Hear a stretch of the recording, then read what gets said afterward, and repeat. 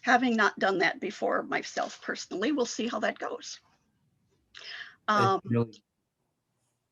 Let's go ahead and get started. I'm Virginia Dambeck. I am the Executive Director of the University Station Alliance and have been working with a lot of you over the last months, and we're happy to be working with you on this. And I want to introduce our panel. You can see Joni Lupovitz from NPR. She is, well, actually, I can just change my slide. I can introduce you and give your names and everything. So I'm going to share the slide for just a minute. And you can see everybody's names, and then we'll get back to pictures. So Joni Lupovitz, the Senior Director of Policy at NPR, Alexander Price, the Chief Strategy Officer at Citizens State Bank in Ouray, Colorado, along with Doug Price, the President and CEO of Citizens State Bank. And they've done a lot of work with public radio and television stations. June Reyna, the General Manager at Capital Public Radio in Sacramento, is joining us. And he, because he has a 501c3 and doesn't have to go through the university, he was able to get around one grant. And I think he can share his experiences in filling out the paperwork and really how straightforward and not onerous that process. Steve White is a lead lender relations specialist at the SBA in Denver. And all of these guys and ladies and gentlemen are going to be sharing their expertise and answering your questions. So first, let's go to Joni. Hey, well, good afternoon, everyone, and thanks for joining. And just to give a little background on this, as folks know, PPP rolled out Paycheck Protection Program, really popular last spring, and we know many of our 501c3 public radio, public TV broadcasters were eligible. One of the big frustrations, though, was that university licensees faced hurdles.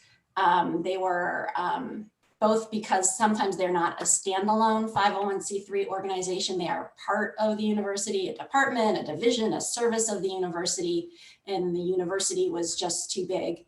And even in cases where the station is organized as a separate 501c3, it was affiliated with the university, and the SBA affiliation rules would consider the station along with the affiliated entities, and then again, too big. And those barriers were really big hurdles for eligibility. So we worked with Congress to try to work through that and expand eligibility to include public broadcasting entities that weren't eligible previously, and with a real focus on the university licensees, which have been the biggest group of stations that hadn't been eligible.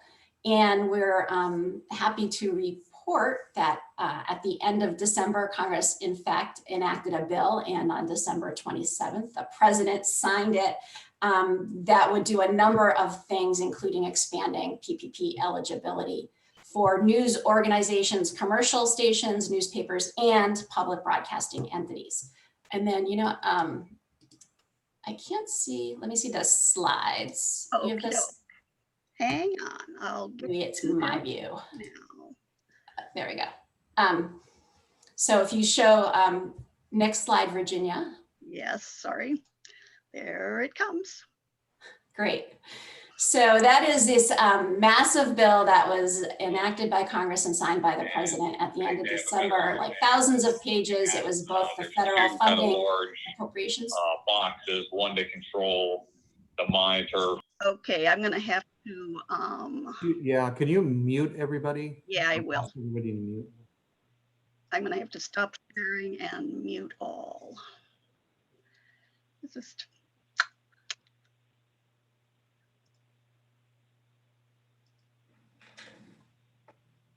Or everyone mute yourself, that would help. Okay, Joni, we'll get back to the slide now. There you go. Okay. All right, so that's our big baby, end of December, thousands of pages, including a number of things. And then Virginia, if you go to the next slide, the key title for us is, here we go. Division N, there's Title 3, just sorry to get weedy on this, but that's the famous Economic Aid to Hard-Hit Small Businesses, Nonprofits, and Venues Act. And then Section 317, that is the news organization provision that expands eligibility for all news organizations, and both commercial entities in the initial portion, and then there are specific provisions which I've highlighted for public broadcasting entities. And so as I mentioned, we sort of had two issues, and this initial provision focuses on the stations that are part of the university where there's no standalone 501c3, and wading through all the legalese, essentially this new law makes eligible public broadcasting entities, and the definition of that under the Communications Act is licensees of a broadcast station. So that would include the university licensee. And it's any nonprofit organization. So that's any 501c3 under the Act. And also any organization that's otherwise subject to Internal Revenue Code Section 511A2B, which is one way of saying state universities and colleges. So our understanding is that while many state universities and colleges are 501c3 entities, not all of them are. And this was a way for the bill to cover private universities that are 501c3, state universities and colleges that are 501c3 nonprofits, and all other state colleges and universities as well. So clearly congressional intent was to make sure that university licensees of all stripes were covered, as long as they were, they had to be a licensee, have a broadcast station, TV or radio. And at the end, the organization has to also have the NICS, what we call the NICS code 5151. Again, that's TV and radio broadcasting, to make sure it's just the broadcasters that are covered, not any university. And the university also has to certify, if you go just back to the last slide, Virginia, for a second, there's a provision at the end, the very end, with a required certification, so that the university has to certify that the loan proceeds will be used for the component of the business that has local information. And again, that is to make sure that the funds go to the station to support local information, emergency information, and all that, and not just for other university expenses. So that is, we hope, should cover all the university licensees where the station is part of the university, as long as the university certifies that the funds support the station. Then now next slide, Virginia. And then in the cases where the station is a separate 501c3, but had been barred from eligibility because of the SBA affiliation rules, this second part of the Act waives the SBA affiliation rule for a variety of entities, including nonprofits, again, referencing the NICS code 5151 for TV and radio broadcasters. So the bottom line is that it waives the affiliation rule for public radio and TV stations. And it doesn't matter whether they are affiliated with a university or even some other larger entity that had precluded eligibility. And our read on that and congressional intent was really to cover the landscape of public broadcasting entities, university licensees that hadn't been eligible before, and without regard to their affiliation or their size. So that's sort of where Congress put it, and then turned it over. SBA had 10 days, both for this provision and the other, hundreds of pages of expanded eligibility and new terms and provisions to write rules. And this was, you remember, right around Christmas, New Year's, and the holidays. And so first week in January, they did in fact issue an interim final rule, which I was actually impressed that they got it done on time within 10 days, which was sort of the good news. The not so good news for public radio was that they, in the rush to get the rules out, they conflated the requirements and employee limits that had been imposed on the commercial stations for the public broadcasters. So we sort of said, hey, and reached out to folks at SBA as well as our friends in Congress and said, we don't think this is the way it was supposed to go down. And in speaking with SBA and with Treasury and taking a closer look, the SBA agreed. And again, we'll keep an eye on the calendar. They worked up some new draft guidance and, rushing to do a whole bunch of other things too and get it all up as the administration is changing hands. And unfortunately, when they got caught in a logjam trying to get everything out the door and approved, and the clarifying guidance that they kept telling us is coming, unfortunately didn't get published by inauguration day. And again, wait. And so again, we reached out to our friends in Congress. We reached out to the career folks that had, that we still knew were at SBA, and they continue to work on it. And our latest information is that they're meeting today with SBA, Treasury, and hopefully, in the next day or two, if everything goes swimmingly, they'll get something posted. So obviously we are keeping an eye on it, but at least from where we are, we think this should happen, and it's just a matter of clearing up the 500 employee limit, and then otherwise, green light go for university licensees and others that had, faced hurdles previously. So with that, I sort of You did it. turn it over to our colleague, at SBA and the banks, who can describe more of the process for the mechanics of actually applying for the loan and other provisions. And we do encourage you, even though the language hasn't been issued yet, we're confident it's going to be. And so get all your ducks in a row, get all your paperwork, get the form filled out, and the minute the language is out, you'll be ready to apply. And now Steve is going to talk to us and tell us about what the SBA offers and how you can get help from the SBA and what the process actually is. So Steve, will you go ahead? Absolutely. Virginia, thanks so much for the time to present for a couple of minutes here today. Joni, excellent rundown. And just for the other panelists too, it's always a pleasure to work with Team Price out of Ouray. And I just want to emphasize too, especially for those who may be listening to this recording. The news I'll present is as accurate as I know it to be on the 27th day of January, 2021. So please keep in mind the PPP program, or Paycheck Protection Program, from its inception in April of last year has been quite the moving target. To wit, the HR Bill 133 that Joni did such an excellent job running down.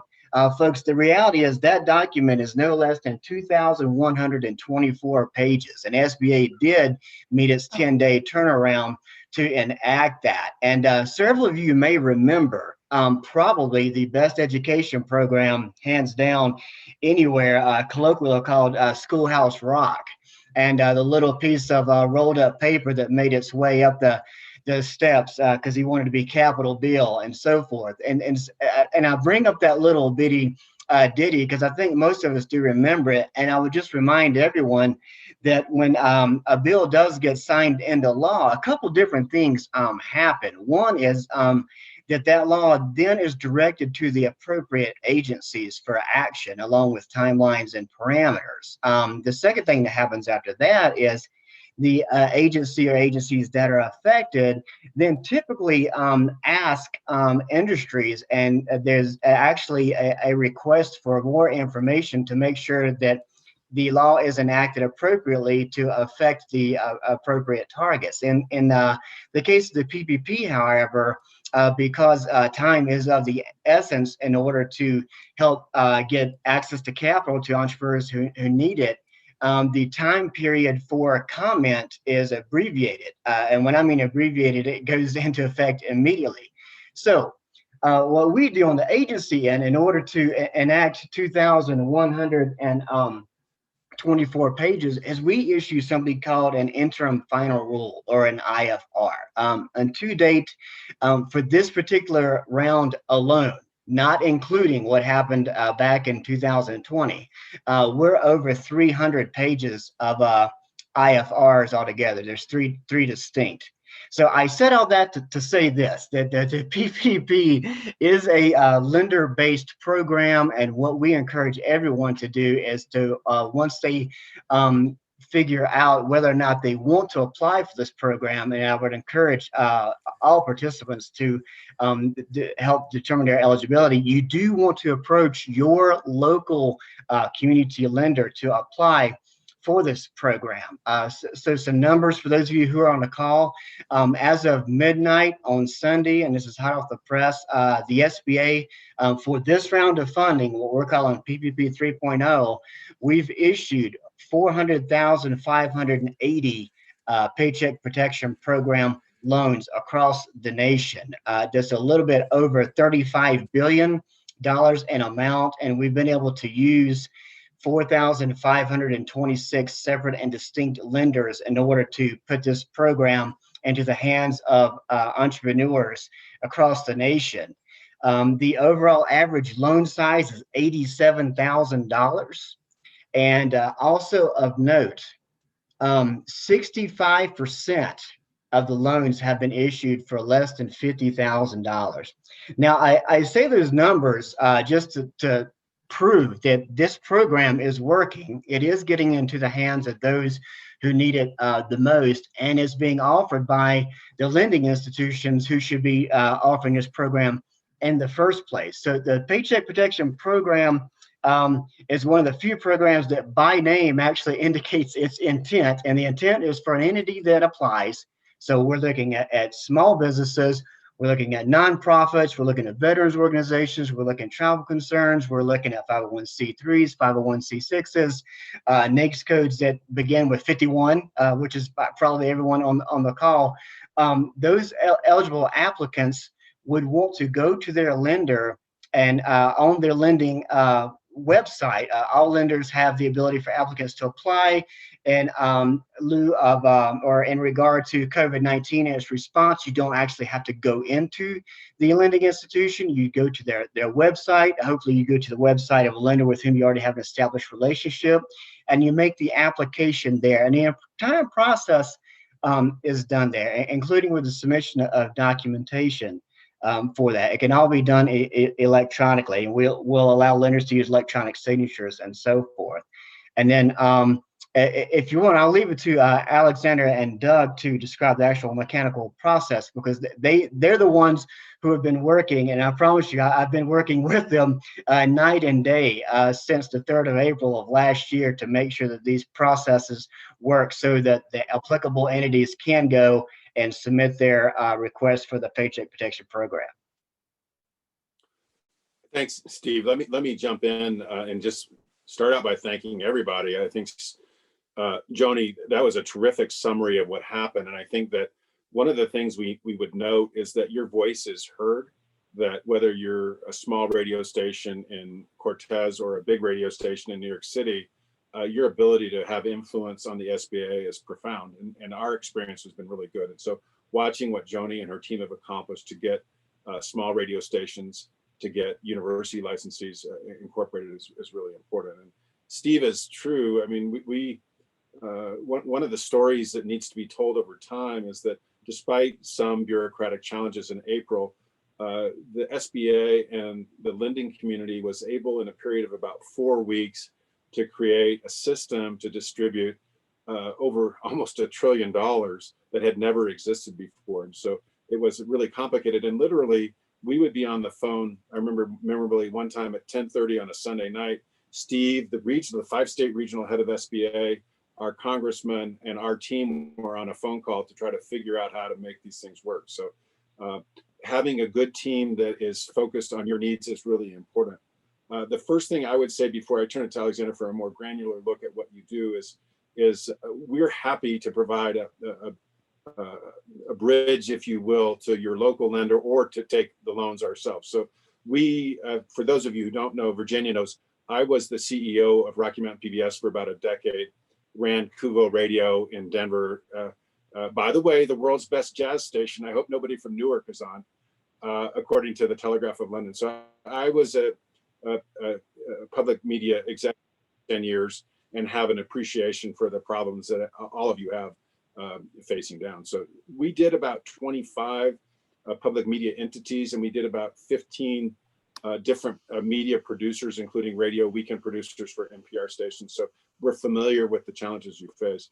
Let me give you my email address so you have it: dprice@csbcolorado.com, or my cell phone. So that's dprice@csbcolorado.com, or my cell phone is 303-378-2141. And I'd be happy to answer any questions or refer you up and down the line as you need to. But I think the key thing is you'll be in a fairly unique position. And one of the big, it's really important to have people that you can work with, because the Lendios of the world, who are excellent at getting loans out, are not designed to answer the granular questions of public media or university licensees. So make sure you're working with somebody that you know and trust, that you can call, not just go into a portal. With that, Alexander, why don't I let you sort of talk about structure and the kind of documentation that people would need. We had a pre-call and talked about how to be commonsensical about university licensee needs, because some of you will be part of a 5,000 or 3,000 person employment base at a big university, and you might only have 10 employees on your as a licensee. So the practical aspects of getting PPP funds to you are different than they would be for a small business that's in your local community.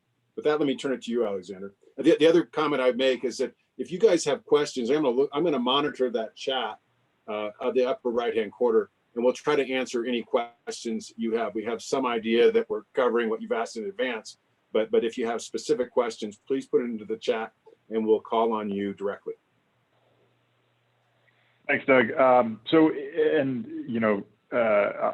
echo sort of Doug's compliment of the SBA. Steve White has been our main contact, but it's been, as Doug talked about, very commonsensical. So, when issues arise, when errors or blockages arise, it's pretty straightforward to work through. It can take some time, but I think what Joni and her team did, sort of demonstrates how the SBA kind of thought through things, and putting together the plane while it's taking off is challenging, but they did an admirable job given the circumstances. So at a high level, by design, the program is incredibly simple. Essentially, you need to apply with the application. I think the form is called the 2483. There are a couple of different versions of it, depending on whether you're doing the first draw, which is folks who have not yet received a PPP loan, or the second draw, which is folks who have. And in addition to the application, essentially the primary documentation that our bank or any other bank would require is some way to verify the payroll that you're proposing. So at a high level, the payroll that's required is, it can tend to be something like your 941s, right?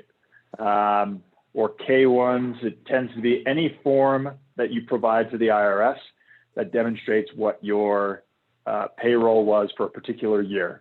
And you take that payroll for the year, and it can be, in this case, 2019 or 2020, and you can divide it by 12 and multiply it by 2.5 to demonstrate the loan amount that you're requesting. You don't have to demonstrate any additional documentation on top of that, at least initially. Some banks will ask for certificates of good standing or what have you from the Secretary of State, but generally what's required, the primary backup documentation, is your payroll documentation for the first draw loans. For anybody who's applying for a second draw loan or was able to successfully get a loan in the first round, it does require also an additional documentation of the 25% reduction in a quarterly or annual gross receipts. So that could be Q1 of 2019 to Q1 of 2020, or it could be all of 2019 to all of 2020. And so those are some documentations that you'll want to provide if you are applying for the second round. Most of the folks in this conversation will be primarily the first draw. And so what you can do is you just provide your payroll documentation to your lender. Can you discuss, since most universities' payroll documentation to the IRS is going to be for the entire university, can you discuss the specific documents that the station could get from their comptroller or financial office that just shows the station? You know, what could they get there? So almost certainly your university will not have any IRS documentation that's specific only to your individual station. And so Citizen State Bank, and my understanding is that most banks, they'll accept documentation that might be provided by your payroll provider, say ADP. And what you'll want to ask your comptroller or whoever handles your finances, you just need to get the documentation of the payroll for that one specific entity. So let's say that your university is 10,000 employees. You only need the payroll for the 6 employees that are employed by the station. And that documentation should be sufficient for them to be able to, them being a bank, ourselves included, to be able to go forward and accept that payroll as documentation of what constitutes and what justifies the loan amount that you're requesting. There are a couple of notes that you'll want to pay attention to. So payroll is the most important piece and is the thing that determines your loan amount. But you're also allowed to add on top of that any employer paid insurance. You're allowed to add any state or local tax, and you're also allowed to add any employer contributions to retirement. So those go on top. There is, it's worth noting, a $100,000 annual salary cap that you cannot essentially claim for payroll above and beyond. So let me give you an example. You have an employee who makes $200,000 and $30,000 in insurance. Let's say they cover their family, but nothing in state or local tax. In that case, you would actually only be allowed to get credit for the $100,000 that is their salary and the $30,000 that is their insurance. And you would then add that to the other payroll employees that you have. If you do use 1099 employees or contractors, you're not allowed to apply for anybody who is a 1099, but your 1099 employee can apply for a PPP loan individually. So they're considered sort of their own autonomous business. And so that's something that you'll want to keep in mind is some folks use primarily contractors, some folks use some contractors and some W-2. This program is oriented around W-2 for entities, but 1099s can apply individually and on their own. And that's something that you can guide them to do if you do have 1099 contractors. And many of us, just a quick comment, when I was at Recommend PBS, we would occasionally have 1099 contractors on edit jobs and other things. And so you just have to be alert to the distinction between a W-2 and a 1099. And your 1099 people, you just recommend that they go directly for the PPP loan to their local bank if they don't qualify through you. And so, and one additional note. So the goal here, right, is the federal government was looking for a way to effectively and safely hand out what amounted to, as Doug mentioned, almost $1 trillion. And now it's above $1 trillion with this new round, over $1 trillion of money in a relatively safe way. And the key thing is these are all considered PPP loans, right? They're a 5-year loan at a 1% interest rate. However, if you spend them according to the parameters outlined by the federal government, by the legislation, which is 60% needs to go towards payroll, 40% can go towards qualified expenses, you then get completely forgiven. So it effectively amounts to free cash to those businesses to stimulate the economy. And so that's something that you want to keep in mind is you qualify for the loan amount based on your payroll alone, but you qualify for the forgiveness based on how you spend the money on payroll and a combination of healthcare, et cetera. And so be mindful about the lender that you work with and talk to them about the kinds of expenses that you will be able to incur in the period. Generally, some folks spend 100% on payroll because they're able to do it. And you have between 8 and 24 weeks to spend all the necessary funds down. And so with the 24-week maximum, you've essentially been given 10 weeks worth of payroll, but you can spend it across the course of between 8 and 24 weeks. So it provides you with the necessary flexibility to spend it according to the rules. It's hard to not be forgiven fully, but be mindful of how you spend it.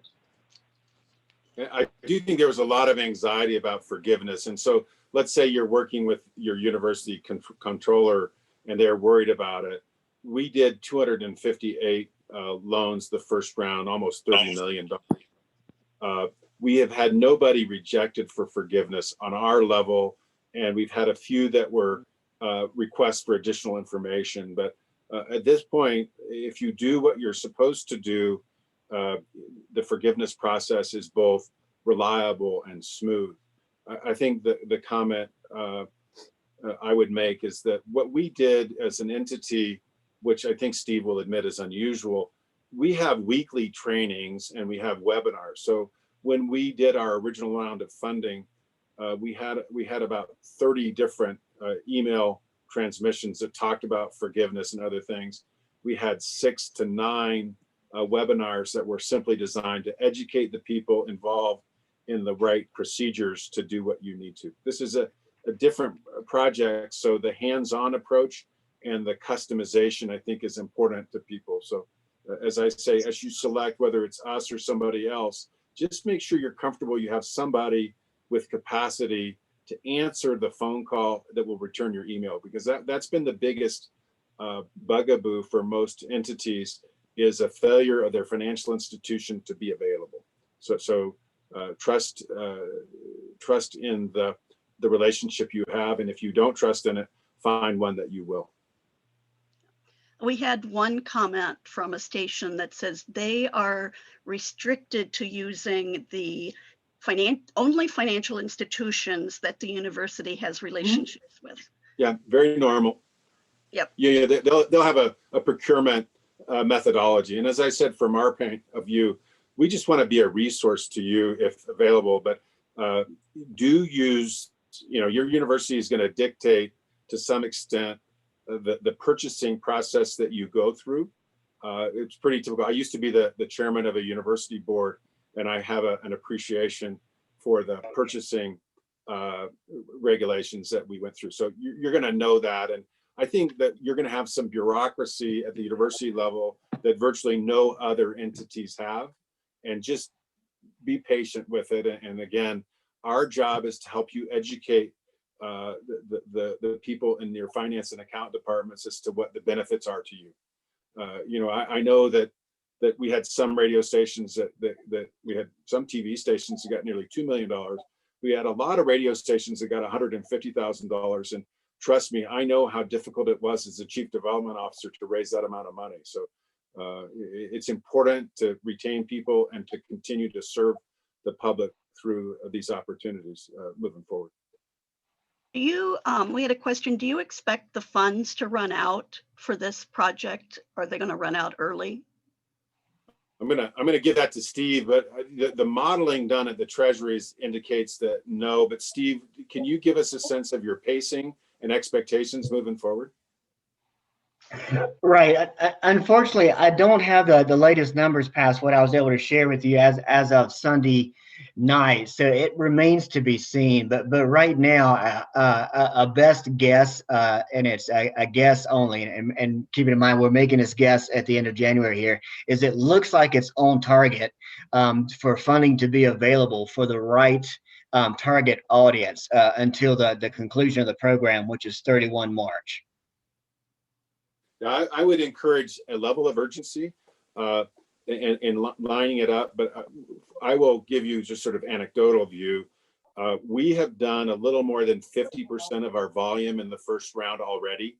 When we talk to some of the bigger banks in our market that I have relationships with, the biggest producer of loans last time out in Colorado did 13,000 loans. they've only done 4,000 to date.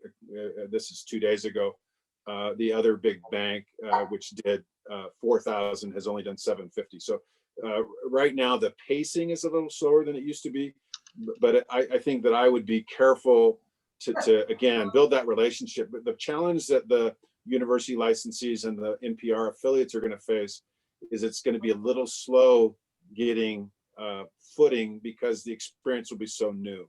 And Joni's done a great job of isolating it, but there'll still be bureaucratic hurdles. I think in our first round, the first set of things we did in the second draw PPP, we had about a 10% set aside rate, if you will, of problems and challenges that Steve has helped us with.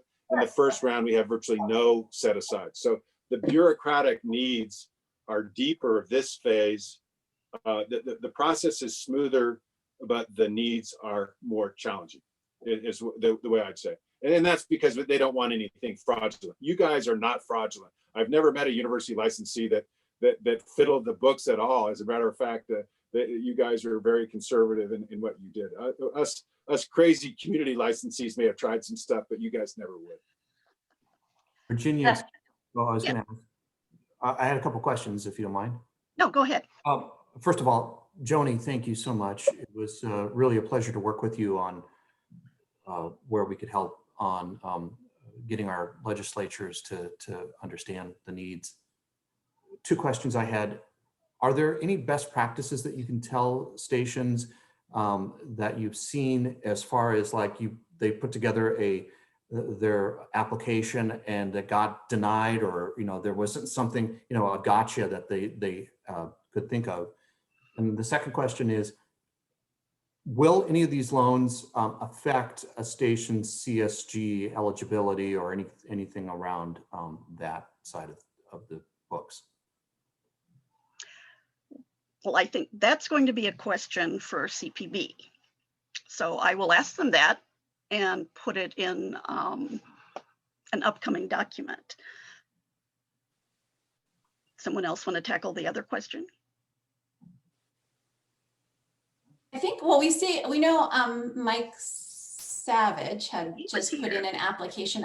One thing we had heard in our discussions with SBA was they were encouraging, informally stations to apply, university licensees, as either, the station care of the university or the university for the benefit of the station or doing business as, but just so that the application on its face as it went to the lender and was presented to SBA, and eventually, as folks know, this will probably end up in a public database. It's clear that it's the station that is really going to be the beneficiary of the loan. And so I don't know whether others who are going through the process or the SBA or bank folks have some other guidance, but just from our vantage point, it was just making it sort of transparent on its face so that people would understand, even though a lot of the other systems, this is kind of a unique situation. So, and then I'm looking at Mike having just worked through this, or if there are others on the call that have been, teeing up their paperwork,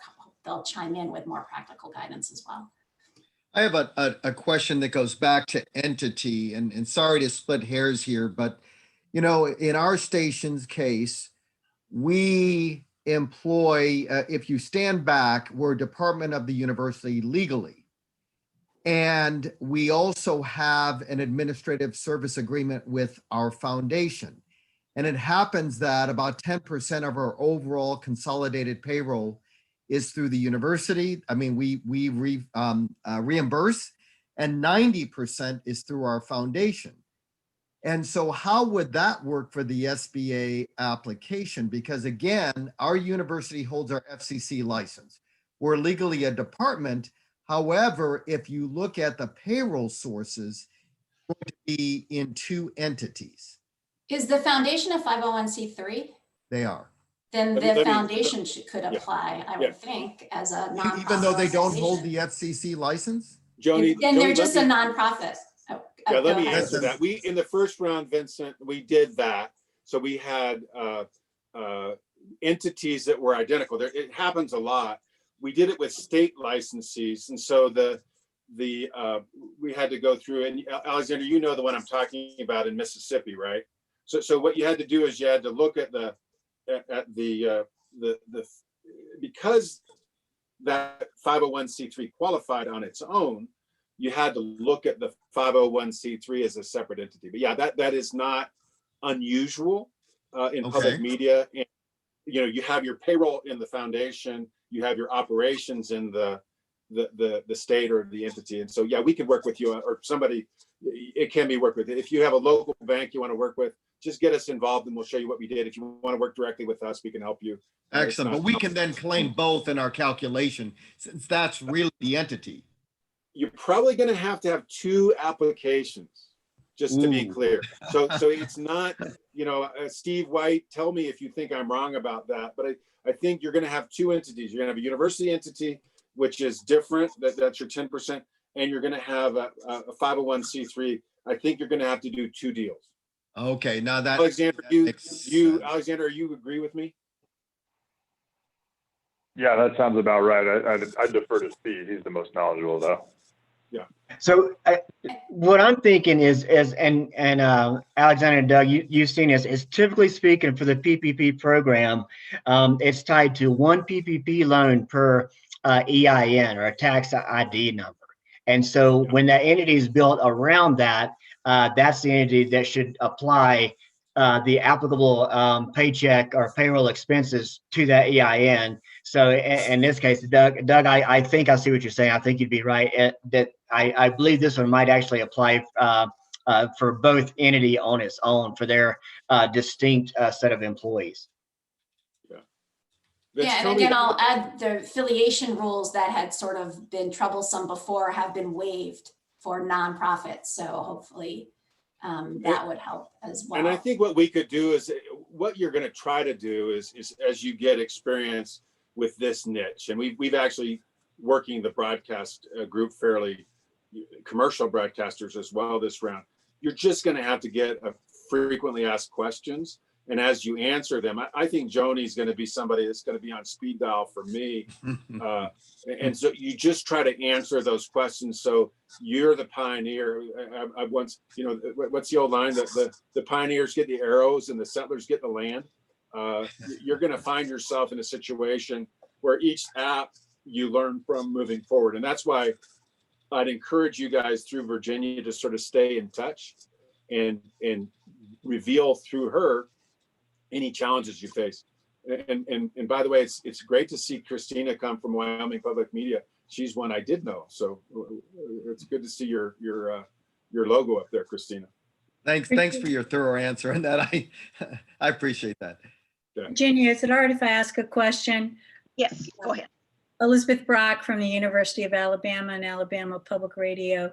I would be very interested in, what some of the issues being raised by other university licensees that you're encountering. That would be useful to us as we navigate this process. What issues or concerns from university administration or from the Office of Counsel or from the provost? We're part of academic affairs, so you're encountering would be very helpful. Specifically, are you encountering any concerns about how a PPP loan might interfere with other maybe bigger fish that your university is involved in terms of either other potentially sources of funds? I know that universities are not directly eligible for PPP loans, but have you encountered any concerns about how this might indirectly affect some other negotiations or activities going on? Oh, good. Well, then I live in the land of paranoia. That's nice to know. Okay, so well, I have a bit from WDET in Detroit. Our university was concerned about it adding to the university's debt load. And although, my direct boss thought it was a dot on an I compared to the university's debt load, that was a concern raised by our treasurer. Also, there were concerns around the whole NICS number and what was forthright and honest and ethical to put in that box on the slot. Those are two things we experienced.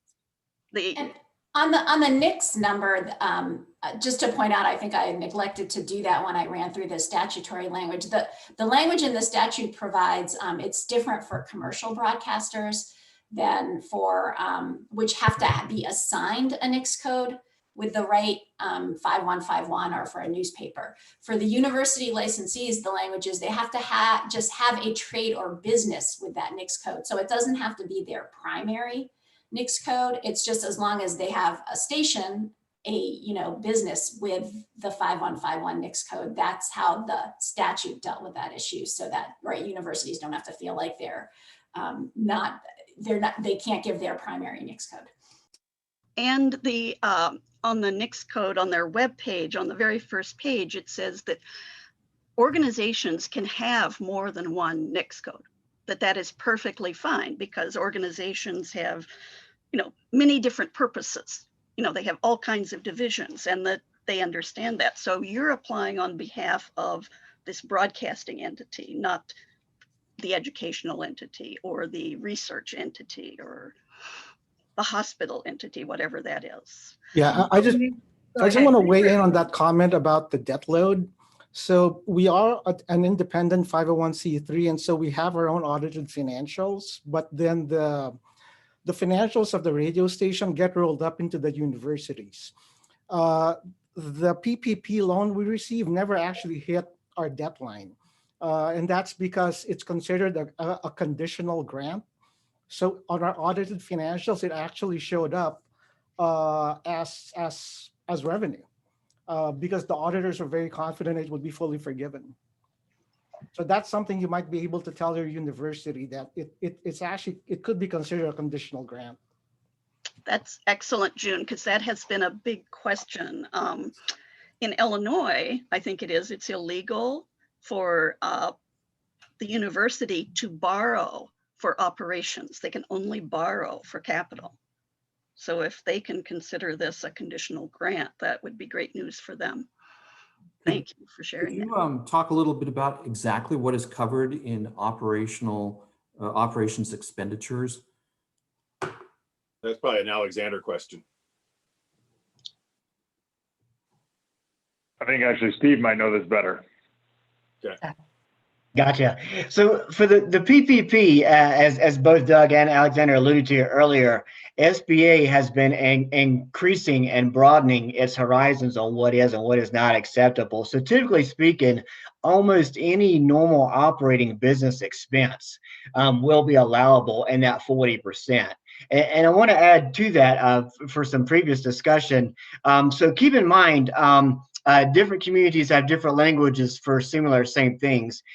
In my community, as a government guaranteed lender person, this is a loan.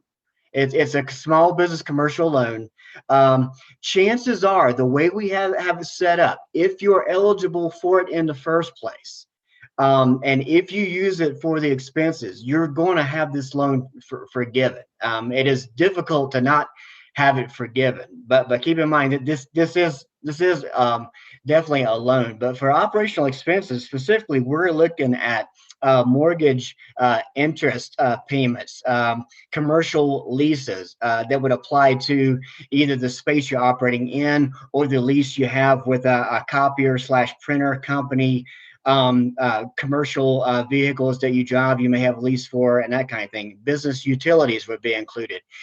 Business utilities would cover the cost also of contracts that you would have in place already before February 15th to provide cable or internet access and that sort of thing.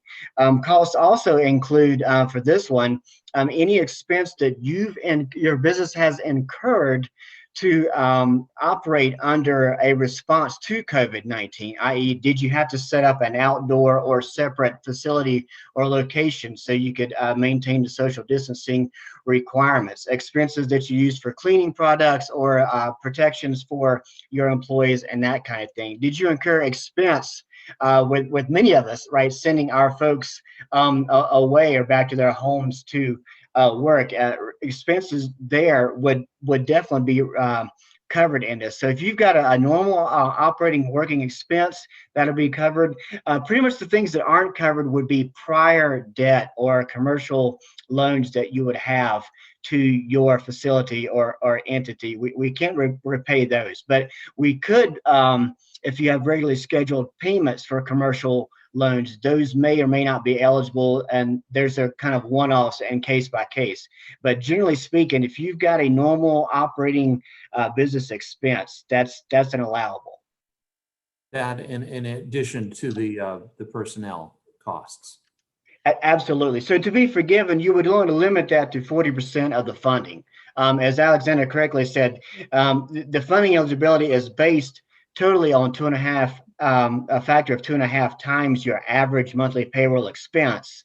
But you don't have to use it all on payroll. You can use 60% on payroll and 40% for eligible business expenses. And it was set up like that on purpose because we realized that many businesses would apply and have 10 employees at application, but as COVID kept moving along, that those employees would drop off. So we applied safe harbors for businesses who weren't able to retain or rehire those employees.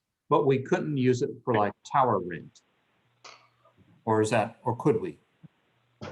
For and you have to forgive my lack of knowledge. If that's a normal business operating ongoing expense, you could, but I'm not familiar enough with the industry to know if that's normal. Steve, I do. That is an ongoing expense. A tower rent is a free tower rent, tower maintenance, computer acquisitions to let your team go remote.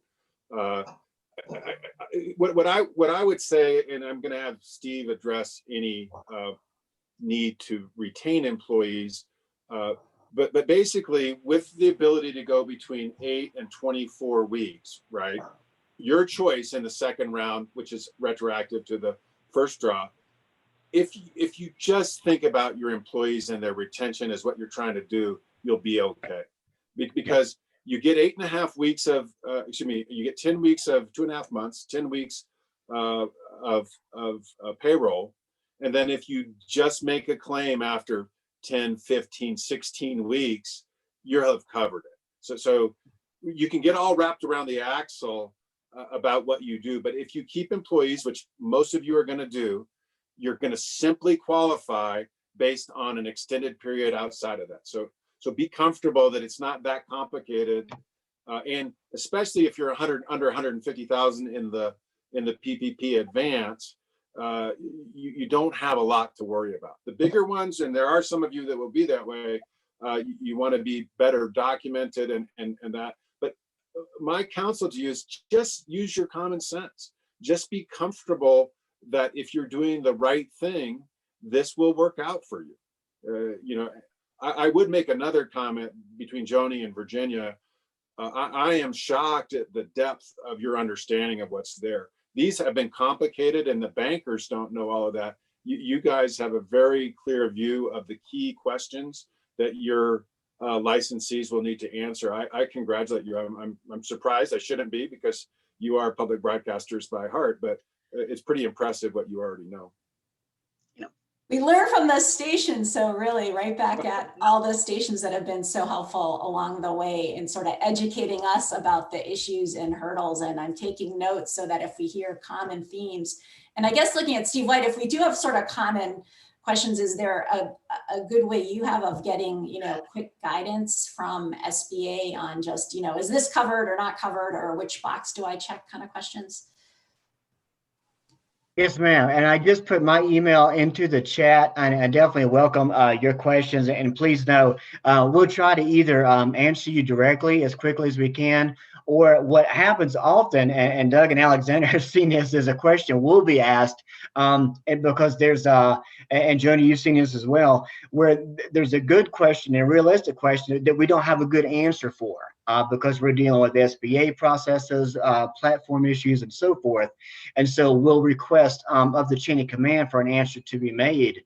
And often that comes out in what we call a FAQ, or frequently asked questions, which we're up to 53 now, which serve as quasi-official guidance. So if you have a question from this session or about SBA in general, please feel free to use that email address. We'll try to answer you directly or get an answer to you as it comes down from headquarters.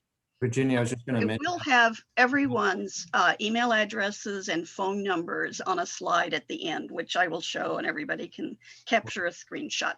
And we'll note that, yeah, nobody can see the chat right now. Yeah, we Yeah, can't see the it's all chat. going straight to Virginia. yeah. So Sorry, I was being selfish. There was a question earlier, and this one is in the ethical realm. You were talking about how ethical public broadcasting is.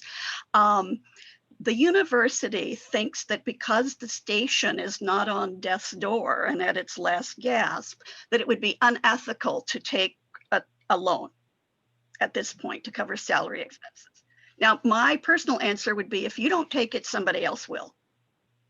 You know, so what, but from the Doug and Steve. Yeah, let me go through that a little bit, because we've had that a lot. Actually, I was on the board of a seminary, and that was a good question for the board. And but I think of it as your governance structure, you're a fiduciary. The design of this particular program is to give you funding to preserve your employment. And I'll be a little crass, but at a university level that needs to protect its core employment, if they have funding that's going into a public media entity that's not core services, there is a temptation to reduce it. The purpose of the legislation is to ensure the retention of employees everywhere. So as long as you feel like I can keep my employees more easily, especially the round two, if you've had a reduction in earnings, which many of you have because underwriting is down, I don't think it's an issue. My argument has been, as a fiduciary, as a board member, you have a government program that's available to you that is designed to help you maintain employment. And the ethical issue, there's enough money to go around from what we know in the model. The ethical issue actually falls on the other side for me, that you should be raising the money that you're able to ensure the sustainability of the entity that you support. So I go on the other side of the ethical argument of why a foundation or other entities should take this kind of funding. But it is a legitimate argument on the other side as well. I just think that your job is to ensure sustainability wherever you can and however you can. And this is a good program to do that. Yeah, and I would add, and I agree, it's a legitimate question, and it's something that we've tackled both with my management team and with my board. But at the end of the day, we are a business. So we have to think of ourselves as a business. And you have an instrument out there that ensures that you can keep your staff whole. And I think for as long as you approach it in that way, that it's intended to keep your staff whole, in our case, it actually allowed us to grow our staff a little bit. There's really no reason for you to not take this loan. I think to Doug's point earlier, we do have a fiduciary responsibility to make sure that the business continues to thrive, not just survive. I'd like to. Go ahead. I just want to add that at our university, they're looking at really hard times, and we're fully expecting for university direct support to be cut. For those of you who received direct cash support, we're planning on that going away, a best case scenario. So who's to say what the future holds for all of us? And yeah, in my opinion, it's 100% ethical to do what you can to keep your staff whole.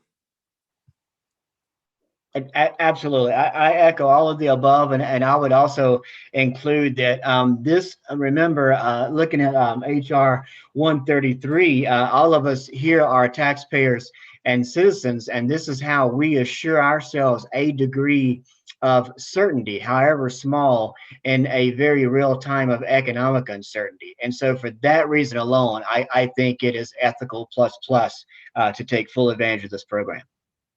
And there is in the first round, there was a declaration by the SBA and the regulators that if you took less than $2 million in loans, you were on the face assumed to have good faith. And I think that's the thing. And so good faith is implied by the legislation that if you accept a loan of, again, the size most of you would, there is an assumption that it's appropriate at the federal level. Steve, you could correct me if I've misstated that, but that was important to us in the first round because the Lakers took an advance, and that got everybody riled up. But trust me, none of you are the Lakers, and LeBron plays for no one that is in this association. There I is could a even form, right, for over 2 million loans that nonprofits have to fill out. Say it again. yes. So for all loans 2 million and above, whether you're a nonprofit or a for-profit, there's an extra form that is required to fill out, and you'll go into an automatic review process. We commonly call that the steakhouse rule. You can probably figure out why we call it that.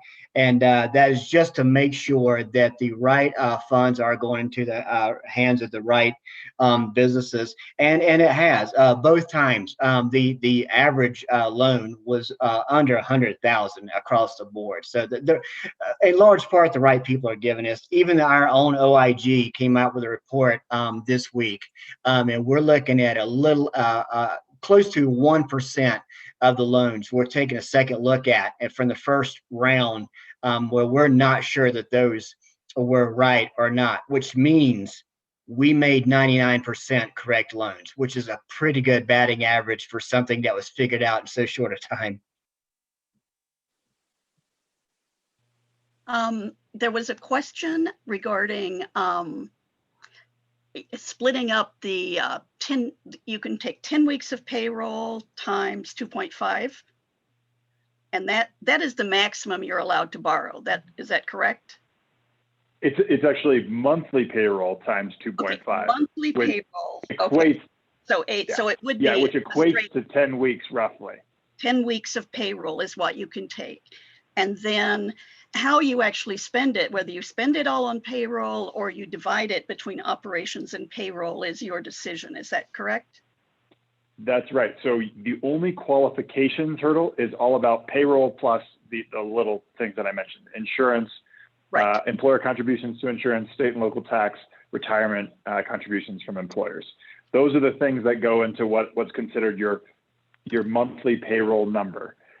And you start with your annual payroll number, and generally it's 2019, but it can be 2020. You divide that number by 12 to get your monthly, and you multiply it by 2.5. The reason I use the 10 weeks as an example is your monthly times 2.5 is roughly 10 weeks. But that gives you a sense of kind of how much runway you should in theory have to spend. If you just spend everything on payroll, you should be able to cover payroll for roughly about 10 weeks. Maybe it's 10.5, maybe it's 9.5, but it's roughly in that range. But you want it to be monthly payroll times 2.5. And so your operating costs really don't enter into the calculation of how much you can apply for. It's solely not for the loan. Yeah. Right. Good. Okay. Exactly right. Yeah, it just goes into what you can be forgiven for, what expenses you can be forgiven for. Okay. There are some payroll related operating costs. I only say that because insurance, local taxes, there's certain things that go into above the payroll that are related to employee compensation. So you just need to make sure you understand that formula. And when we're gathering this documentation, should we operate off of our fiscal year or our calendar year, 2019 or 2020? Calendar year. Calendar. Yeah, so it's required to do calendar year, and it's worth noting that for anybody who's doing second draw, it has to be your calendar year and calendar quarters. So January, February, March is Q1. You couldn't do your fiscal quarter, for example, as your Q1 to your Q1. You actually have to do calendar Q1 to calendar Q1 to demonstrate the 25% loss if it's second draw, or you have to do your calendar year 2019 payroll to determine your monthly from 2019 to then multiply it by 2.5. One quick note, and this is something just to keep in mind going forward for forgiveness. If you fall short of the 60% threshold, you do not automatically, the entire loan does not convert to a loan as opposed to kind of a grant. It's the percentage that you do not get to the 60%. So let's say you spent 40% on payroll, 20% of which would then turn into a loan, assuming you spent the other 40% on eligible operational expenditures. An important note about that problem, though, is if you do that, at least for this particular round, for the second draw versus the first draw, if you do not spend it in the 60-40 ratio that the SBA requested, you're not eligible for the second draw. So we don't know what the future will hold for a second draw. Most of the folks on this call will be a first draw, but certainly there is a possibility to have a second draw round. There's not enough time as it is for you to qualify for the first round, spend all the money, and then apply for a second draw. But you never know what might happen. So be mindful about ensuring your forgiveness, because it's been a precondition for getting the next round of funding. So just be mindful on that.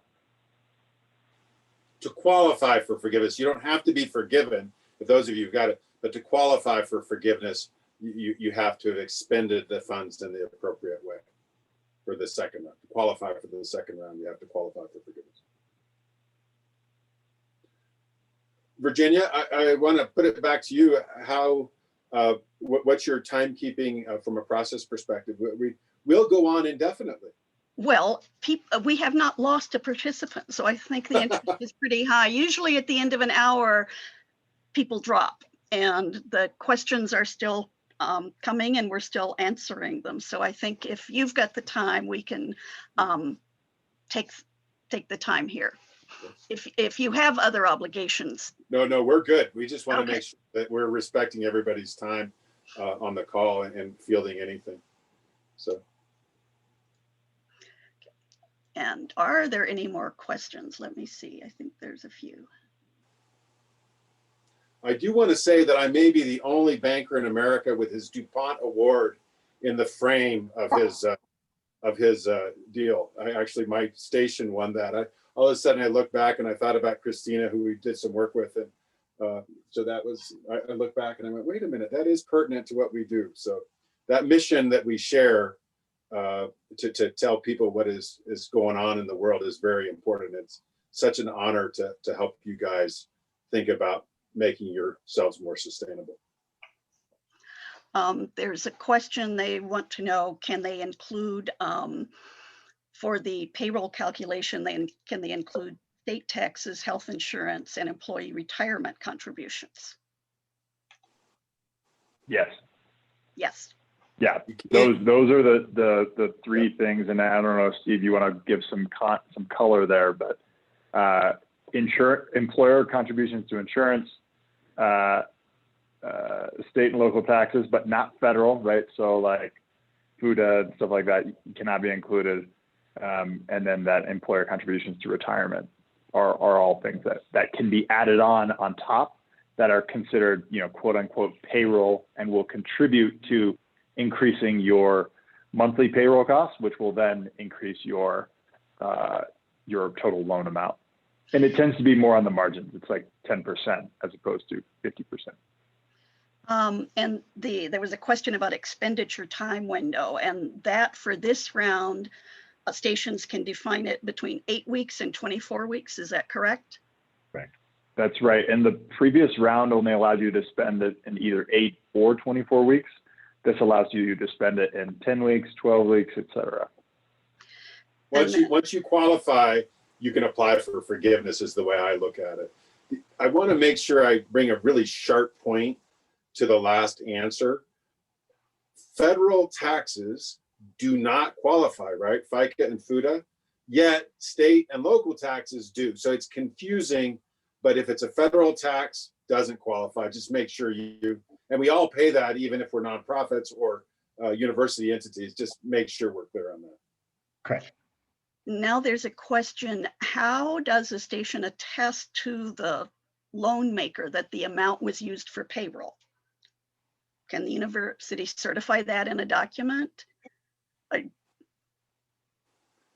Yeah, so the way we've gone about forgiveness so far is you effectively have to demonstrate that you have to be able to point to the expenses that you incurred over the period of time, whatever your length of time was, again, somewhere between 8 and 24 weeks, that you spent the loan amount on qualifying expenditures. And so it can tend to be a little bit more flexible, but you may have to explain, okay, here is to your lender, here's where I spent money on payroll, right? I've spent, let's say you got a loan for $20,000 and over the course of 24 weeks, you have $50,000 in payroll expense. Any lender would accept that as, oh, okay, 20,000 of that went towards that. You know, it starts to get a little bit more granular if you have to do, you know, operational expenditures on protective equipment. Those kinds of things are things that you want to be able to show, okay, here's how I spent it. We've seen best practices, and this is not a requirement, but the easiest way to ensure that your lender can have a really easy time making the forgiveness decision is actually laying out, here are the things that we spent money on, here's that accompanying documentation. Here are the other things we spent money on, here's that accompanying documentation. So payroll expenditures, bank statements, you know, credit card statements, those are the kinds of things that your bank will look for to understand and categorize. And those are the backup documents. But if you have a spreadsheet that says, I spent $50,000 on payroll, $20,000 on PPE, I spent another $20,000 on operational expenditures, you know, they will then look at that and go, okay, I understand where each one of these things comes from, and I understand I have the backup documentation to support it. The more documentation you can provide to a lender, the easier it's going to be for them. The challenge for any university station is going to be, of course, how do you separate it out? And so you'll want to be mindful. For us, we've accepted spreadsheets that the stations or businesses themselves have created. You know, that's just the reality. Banks generally, you'll want to keep in mind, are held harmless. So if a station were to, not that this would typically happen, but if a station were to defraud the bank or give them incorrect information, but the bank is allowed to take it at face value and the loans are 100% guaranteed, the banks are protected. And so you just want to make sure that you're diligent, because at the end, when you attest for forgiveness, you have to say, yes, we spent this on the appropriate things. Yes, these are qualifying expenditures. And so if you give records to show that the forgiveness is correct and the bank accepts that, everything should work smoothly. And I do think that this is one where Joni and Virginia can work. We would talk to them, but sort of keep a log of things that we do. We'll get approval. But the example I used in the pre-call was that if your university has 1,000 employees and your station has 6, we may need to get you give us a spreadsheet. We may need to get a letter from the comptroller's office at the university. This is the specific payroll. They're probably not going to do a separate 941 for everybody. Obviously they wouldn't. So we're going to have to work together with Steve and Joni and Virginia to make sure we understand the necessary document for those of you who don't have your own EIN. The affiliation rules are waived, right? So if you're an EIN, if you're a subsidiary of the university, that is waived and you have your own EIN, it's easy. But if on the other hand, your payroll is part of the university, you're probably going to need to get some verification of your percentage or your payroll number. But right now, we just take it. I would say we make the decision on forgiveness, and the SBA audits that. Steve, if you want to characterize it, we decide, the SBA audits. Is that a fair way to think about it? That's exactly right, and that's how the process is going. And so there's basically 3 levels of audit, or the word we use is review. Same in this particular situation. So we're going to automatically review amounts of $2 million or above. The second review would be for those loans that are flagged. I won't mention those on this program, but I will say, just for our own auditing controls, SBA is looking at certain parameters, and so that they're flagging those. And then the third that would be reviewed is just that the SBA is also doing a random selection. So a loan of any amount may be just culled out of the herd, if you will, for review. And that is for those of us, remember, we're all taxpayers. As taxpayers, we want our government to be accountable. And so that's how SBA is holding itself accountable to make sure that the program has integrity. Esperanza, you had a question? Yes, I do. Talking about, this is Esperanza Floria, WXPN in Philadelphia. And I just wanted to ask if, when you're considering the loan forgiveness documentation that you have to do, is there a formula to calculate revenue losses? Alexander, do you want to talk about what you and Jessica have been doing? That's a great question, by the way, and we'll talk about the practical things we're doing, but I'll have somebody smarter than me in the form of Alexander do it. Yeah. So revenue losses are technically I don't know if it's in the legislation, but the guidance has it as technically what's called gross receipts. And so it's the cash that flowed into your entity in 2019 or 2020.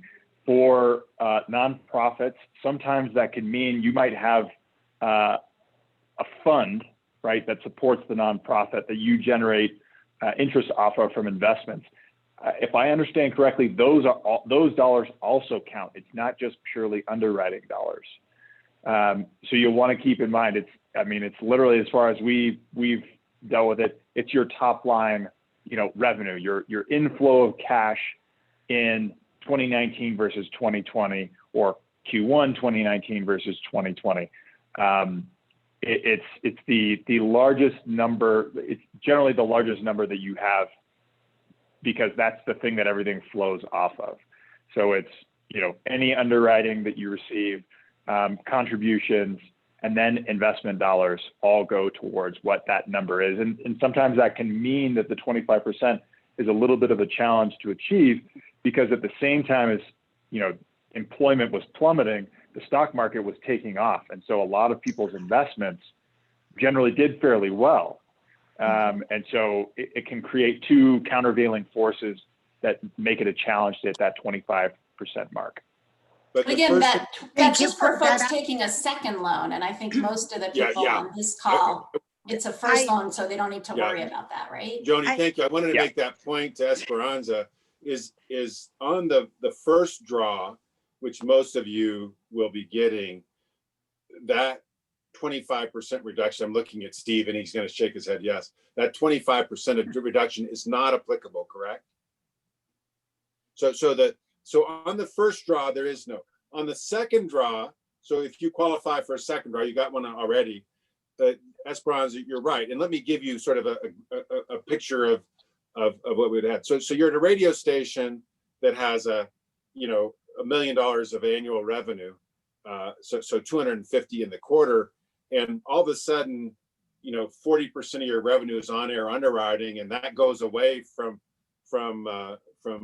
March 31st to June 30. You might qualify, or if it's 10% down and you have other things that happen.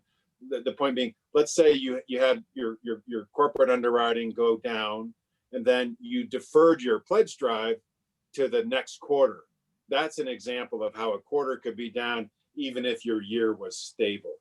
So a lot of in talking to Aaron Moran, and talking to the Nita out of North Carolina, a lot of people had that circumstance where, particularly radio, boom, your corporate underwriting just goes away for 30 or 60 days.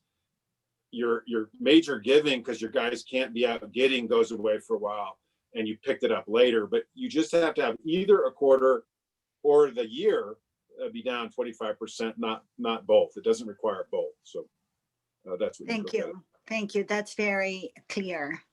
I appreciate it. Thanks. We have a question here. A station notes, you can only have one application per EIN. However, the research division already applied for a PPP loan. Does that mean the radio station cannot apply? Steve, answer that. They have a separate they're doing business as a Yeah. public radio station. So So the university has a research department that is grant funded, and they apply. And I think that this is a Joni, Steve joint question, because you now have a specific affinity issue and the legislation calls for that. So Joni, let you and Steve answer that question. Yeah, this one is going to have to be worked out because, yeah, typically we're looking at assigning one PPP per EIN, except in the case of a second draw on top of first draw for the same EIN.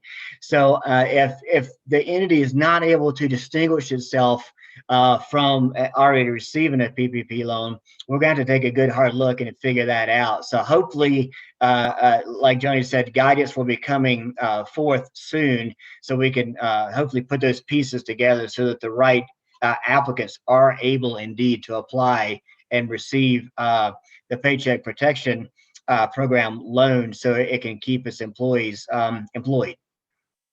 And this exemption that came in this legislation was really quite media specific. Joni, you can comment on that, but when you guys lobbied, the language that you showed early is about media. So the research division would be unusual comparatively. The media would not be unusual. Joni, you might want to comment. I mean, I think the focus and congressional intent was really an interest in ensuring that local media organizations, local news outlets had the resources they need to keep their employees and reporters on the job during this time. So I don't think we anticipated a situation that was just described. And from the commercial entities had a different issue where, with national chains or regional chains where they had a number of stations all around. And that's why they had the 500 employee per location. Our issue was different, was these sort of large university stations that were part of the university or affiliated with the university, a little different. We weren't considering, one part of the university was eligible, but not another. Most of the universities were, beyond the usual size limit. That's the issue we tried to address. And maybe it would be a second loan situation if the other thresholds are met, if the university wants to go back, but for a different purpose. And again, we're sort of keeping track of issues so that if we see something recurring and, Congress makes another go at this, depending how long the pandemic continues and how, we'll see what we can do. So it's interesting, but yeah, we couldn't solve everything for everyone. We tried to do the best we could to solve for, as many folks as we could and then, work through the remaining issues. That's kind of where we are. And to clarify the question, it's a research foundation, not a division. I don't know if that language makes a difference. Barbara, do you have a question? Yeah, just a couple quick ones. Yeah, we're at a university that has actually two licensees on we're totally separate NPR stations on two separate campuses. So that would be a question of, and I'm not sure that the other NPR station is going to apply, but that would be a question for us, I guess. Or if any of the research in that case, if anyone else had applied for the loan. Barbara, let me pause to ask a couple different questions. So you have two, can you tell me which university you're with? Yeah, University of Illinois. We're on the Springfield campus, NPR Illinois. Okay. Champaign-Urbana has Illinois Public Media, which is totally separate. Everything is When you separate. say totally separate, do they all share one EIN? The reason I'm going to ask is, the Board of Trustees of the University of Illinois is our license holder. Okay. So the question, yeah, I think the question I would have is would you do one application for both licensees because of the EIN issue? And I'm going to look at Steve and ask that. So it strikes me that if I were in that particular predicament, I might, I'd figure out how to look at both of them. This is a highly customized deal, but I would probably look at, this is my experience seeing the EIN stuff. I'd look at that one EIN and have the two on a joint application because they're not going to be legally separate entities. and I keep looking at Steve, and I'll let you jump in. Steve, is this For making? different departments. Yeah, but they're not different entities. Steve, what do you think? Right, and this goes back to the conversation that Joni and I had yesterday, and I'm afraid I do not have a good answer for you. We're going to have to take a look at this at the SBA/Treasury level to figure out what is indeed the best method for application, because for us the licensee part it's just not a consideration for it. We're looking at the applicant entity and who belongs to that. And if you're on this call, you know that this is going to be a tough issue. I'm afraid I don't have a nice, clear or black and white separate definition or answer. We're largely and operating in the gray at this point. So hopefully guidance can come out soon that will help us make a clear determination of who should apply for which application and which station employees truly belong to that entity. Yeah, and we're. I think the number of locations, I mean, it's a little unique situation, but that shouldn't matter as long as you coordinate. Certainly, that was a consideration before Congress, and they wanted, you know, as long as they're local news outlets, didn't matter the number of locations. And the NICS code 5151 is, you know, covers radio stations, and radio networks is actually a different subcode, and TV broadcasters. So we tried to work with that overall NICS language so that even if it was a network, your situation may be a little unique in how you're affiliated with each other or not, but I think there should be a way to work it through. And we Hey, may Barbara, have the same. I make this comment. When we worked with the SBA the last round, we did not always get the answer that we wanted, right? We didn't always get the answer that we wanted, but we were always successful at getting it escalated to a place where we thought we could get a clear answer.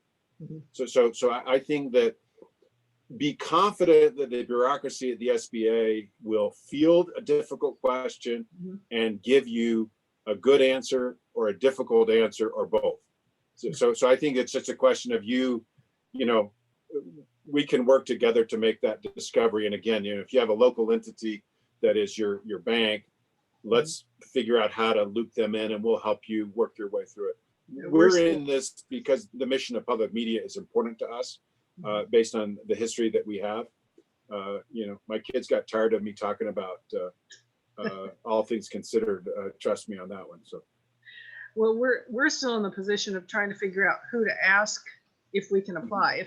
Because there is I think, concern of the perception of us, the university, having that PPP loan and being considered, you know, taking money that they shouldn't be or whatever.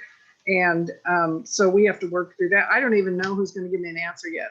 Just a real practical question, and this may be dumb, but let's say, just for example, we have our payroll. Let's assume, just for example's sake, that 50% is covered by our state appropriation that gets passed through from the university to us, or grants or something.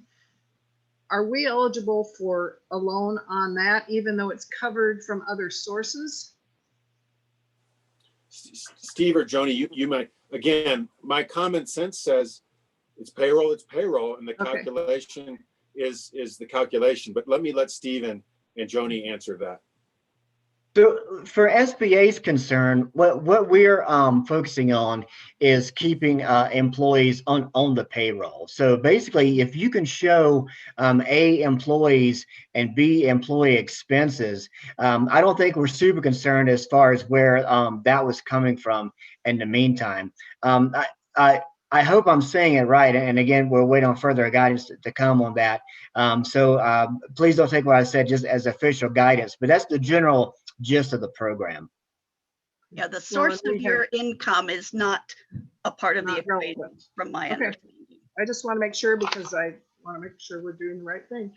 We have a question about what specific application do stations use? Is the form the revised one from January 8th of 2021, or do they go back and use the original one for round one? So when you go to your lender's website to make the application, the SBA has allowed all lenders to use their version of our form. So technically, the form is the 2483, but that's immaterial for the applicant. Just use whatever forms or web-based platform or digital information that the lender is requiring. That will be sufficient. Well, this one cites OMB control number 3245-0407. Yeah, that comes from, unfortunately, one of the best intended and worst enacted pieces of legislation. I believe it's from 1971, I think, the Paperwork Reduction Act. Absolutely wonderful in its intent, absolutely horrible in its application. And for that, yeah, OMB requires us to put expiration numbers at the top of our forms. It's inexplicable in 2021 why that act is not amended to reflect technology. So apologies, but that's the world we're in. Okay, so tell us the number of the form they're supposed to use or its equivalent. So the 2483 or its equivalent. But again, you'll be applying through your lender, not through the SBA. This is a lender program. So your lender already has that form in place. And as you answer the questions that your lender is asking you, you are in fact filling out that form. And there's a couple of layers to it in terms of how banks have enacted it. So some have built portals. For us, we use the 2483, and you can just submit you can find the 2483 on the SBA website, fill it out, and then submit it to us by email. That's sufficient for us. So smaller community banks, which constituted about 60% of the first round lending, some use portals, but they did not all use portals. For us, it was actually easier to just use the SBA form. But that's the information that you'll need to provide, is everything that's on the 2483. And different banks collect it in different ways. Some built a portal, some just accept the form itself. But that will give you the starting point of all the information that you need to collect. Okay, well, I think we are getting ready to round this out.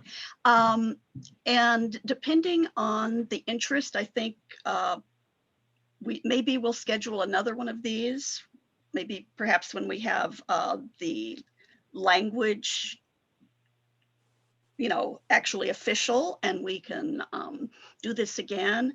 I would also invite participants to submit questions to me at USA, and I will be happy to coordinate those and work with our speakers to get the answers that you need. I will not make it up off the top of my head. And for just a minute now, I am going to share my screen, and I'll flip through a few slides so I can get to the one that shows you all of the phone numbers and contact information. So just let me do that very quickly. Boom, boom, boom, boom, boom, boom, boom, boom. Oh, here, I'm going to go back. Application basics. Can you make the slides available to us, Virginia, at Yeah, all? I'm going to post them on the website. So there's perfect. the contact information. And I'll give you plenty of time before shutting this out. I want to thank our speakers. Everybody had great contributions, and I really appreciate the time that you have spent with us, and the answers you've provided, and your willingness to be a resource for us. Just a quick note, Doug's contact info, the S and the C are reversed at csbcolorado.com. I don't want no to. worries. I'm sorry. Okay, fix that, everybody. Okay. Let's see, and we have one new.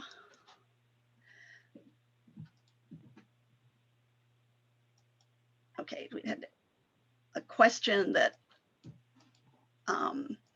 4 of the staff are paid in part by the university, but it's all in one report. They really don't care who's paying the bill now. Right, okay. Who's paying your bill now isn't the question. It's how much you spend on your station's payroll. Okay, good. Well, Exactly right.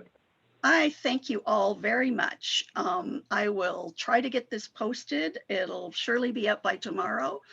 And again, let us know if you have any questions in addition to the ones that were asked today, or clarification. If you would like someone to review your application form, I would certainly be the first stop, and then I can pass it on to Steve or Doug.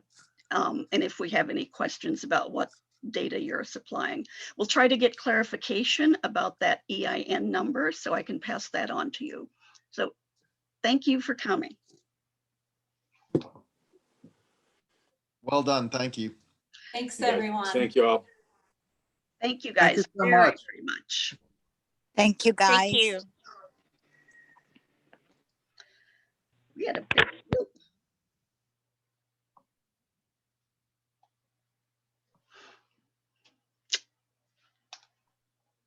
One new message. Okay.